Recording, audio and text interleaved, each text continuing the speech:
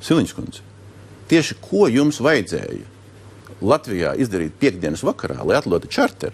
Nevis pārgulēt Briselē, visi delegāciju aiziet vakariņās, parunātos, satiktos kādiem cilvēkiem varbūt, ja? Kas summāri valsts kontrole tur rēķina 19 000, labi, varbūt 15, nav svarīgi, ja? Un mierīgi atlidot nākamā rītā. Domburkungs, es nelidoju ar šādiem reisiem. Jūs ar šo konkrēto lidojat? Jā, ar šo reisu es lidoju. Tad, kad es uzzināju, ka mums vispār nav pat kārtība valsts kancelējā, kādā ar šādu reisu, kurš ir leģitīmi paredzēts no Eiropas Savienības līdzekļiem. Eiropas Savienības līdzekļos nav teikts, ka jālido obligāti čarteriem. Tur paldies, ka mēs jūs apmaksājam ceļu.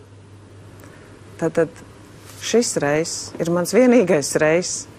Neilgi pirms manas stāšanās amatā. Un jums atnesa informāciju, var atlidot rīt no rīta ar Air Baltiku. Un var atlidot iepriekšējā vakarā ar čarteru. Un jūs pieņemat to lēmumu?